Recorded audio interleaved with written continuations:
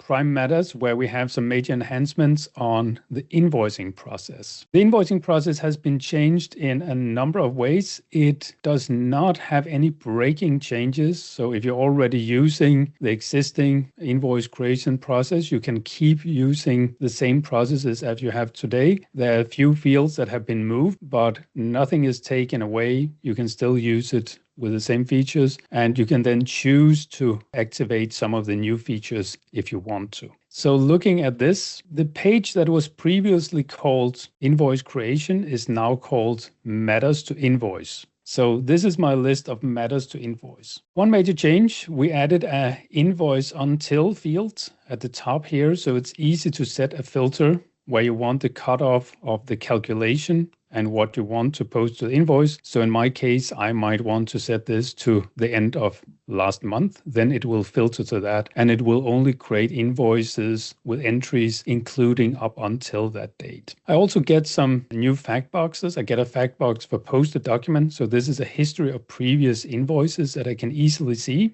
There are invoicing details in here, so I can see some more information about a contract and hours and open timesheets. Maybe this should have been posted and should be included. Are we doing some customer split? Do we have client funds? What is the total expense amount? What is the time amount? Are we going to invoice in a foreign currency? Do we have discounts, etc.? So a lot of extra information in here. On the line level, not much has changed it's basically the same fields. We changed a little bit on how we show the total. So we now call this accumulated to invoice because it is what accumulates until this date. And then we show the total amount on sales documents. I can still go from here and go in and look at my details.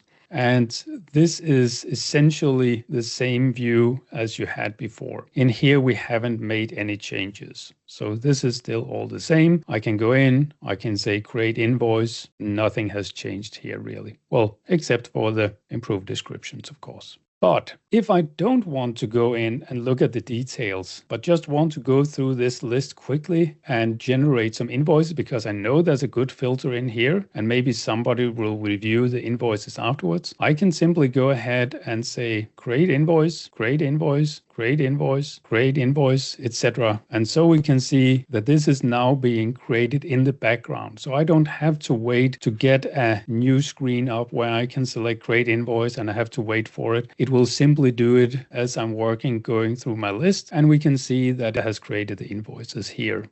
And I can get directly to these. There is also a link to a draft invoice. So by default, it will create a document as a PDF that you can review immediately. So I can just open this up and I get an invoice to review. So this is a draft invoice. And if there is an invoice specification set up for this as well, then that will be included on that as well. So it will combine the different documents that you have associated with the invoice.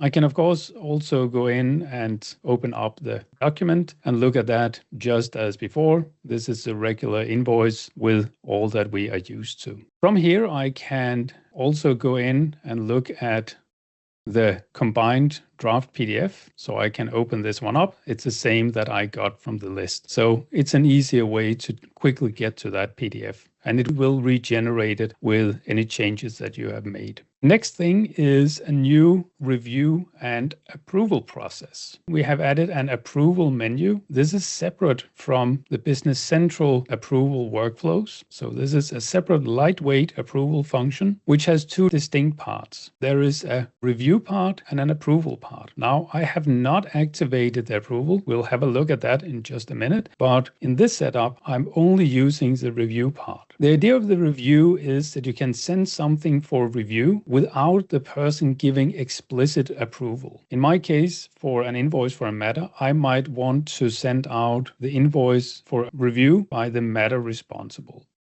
And so I can select request review and I can select who should review this. I can select this either by selecting the reviewer directly from my list, or I can select it by role and say I would like it to be reviewed by whoever is responsible for this matter. In this case, it's Prakash. So I say okay, and it will send out an email for review, which will show up in my mailbox. And so I can open up that email for invoice 102292. There, yes, this is that one. I have that draft attached, so I can have a look at it and see, does it look nice? And if it looks nice and everything is okay, I can also look at some details down here. I can then say approve now, or I can say reject. Or I could say, yes, it's almost okay, but there's some things I would like to review and adjust. So I click the review and adjust. It opens up Business Central for me, and it opens up with a simplified page, which has less details than the regular sales invoice. So it's not so cluttered. What we show in here are the lines, and also the lines that were not included on this invoice. So I had some things that were decided not to be on this invoice. I can see, why are they not there? Maybe they should be included. Was that a mistake, or is there a reason for them not being included?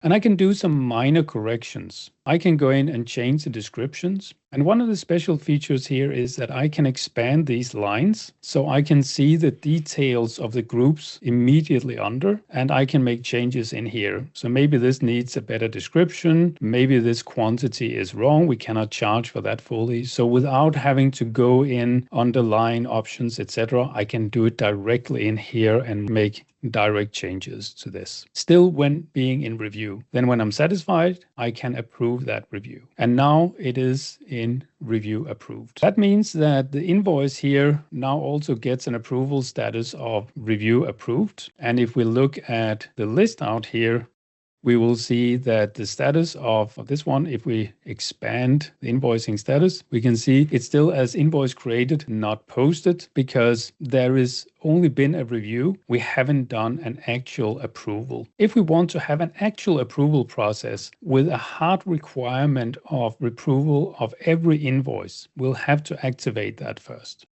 I can do that in Pryme Matters setup, where I can turn on invoice approval. This is also the place where I can select a default reviewer or a default approver. So I could say the default reviewer is the matter responsible, but I don't know who the default approver is, or maybe that's a client responsible or whatever model you have. But you can define a default in here based on the roles. So with this in place, let's go back to the document. And now we have the option to, or actually an obligation to send this for approval. So I must now send this for approval. It's not required to have a review before the approval, but there must be an approval before we can post this. So I'll request approval. I'll select again the matter responsible. There will be an email sent out, and I will open up that email as it comes in. That was here. And then I can go in, same things, approve, reject, review, and adjust. In this case, I'll select approve now. It says, are you sure you want to approve the invoice? Yes, I am sure I want to approve the invoice. And with that, that invoice is now released and can be posted. It's also locked down from changes. So even if I set it to be allowing changes, if somebody goes in and says, well, actually, we would like to make some changes here and change the price, they will not be allowed to. We are having a very hard lock on anything that is approved that is not open for change. If you want to have a look at who approved what, then you can review the approval log, where you can see all the status changes from when it went from one status to another. And there could also be comments. The comments are added in the case you reject something. Then you're requested to add a comment to why this was rejected. So this is a new improved invoicing process. Again, there's nothing of this which is required. You can use it just as you would before. Yes, there's a new fact box. Yes, we moved a few columns around, but nothing has been taken away. The last part is when we post this invoice. We can see here before I post, I had some invoicing instructions. These invoicing instructions are now flowing to the posted invoice. So if anybody asks about, I'm sure there was an instruction, why didn't you follow that instruction? You can always look on the posted invoice and say, well, the invoicing instructions at that point in time were exactly that with this text. No more, no less. I followed the instructions. There were no instructions to do otherwise.